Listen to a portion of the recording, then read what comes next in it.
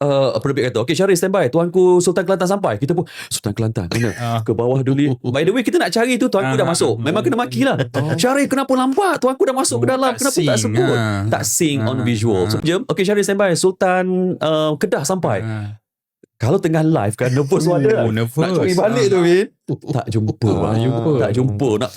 Tak jumpa. Dia dua genre pengacaraan kan. Pengacara majlis dengan pengacara TV dia berbeza. Pengacara majlis, Tuanku berada di depan. Kita ada skrip, maka kita baca lah. Dan kita tengok Tuanku, kita baca. Pengacara TV, kita kalau contoh ulasan lah. Kenapa saya hafal betul-betul Aris dan Dr. Aris ni? Sebab saya pernah kena maki dulu, kena marah dulu dengan penerbit. Sebab ulasan TV ni, dia ada skrip tapi tak dah nak baca. Sebab contohlah kan istiadat adat di istana kan. Tuanku turun kereta, Tuanku berangkat masuk. Kita yang mula-mula ni kan, kita buka skrip kan. Penerbit kata, okay Syaril standby, Tuanku Sultan Kelantan sampai. Kita pun, Sultan Kelantan mana? Ke bawah dulu. By the way, kita nak cari tu, Tuanku dah masuk. Memang kena maki lah. Syaril kenapa lambat? Tuanku dah masuk ke dalam. Kenapa tak sebut?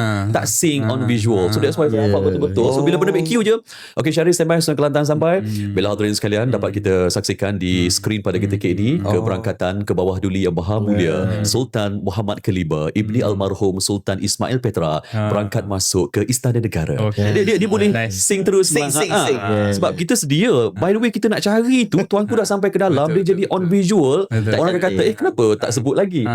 Itu yang saya belajar benda-benda tu lah. Satu lagi, bila orang yang nampak di live TV, dia mungkin delay ni. Betul. Delay. Betul. Dia dah jalan dah. Tapi kenapa baru keluar? Sebenarnya masa tu kita tengah cari. Sebab itu memang kemahiran, bukan kemahiran, maksudnya yang perlu buat tu adalah you sendiri. Bukannya ada orang yang Sultan Kelantan buka nama, tak ada. Dia tak ada prompter tu. Memang sepenuhnya MC ni pengulas lah. Memang pengulas kena buat dah.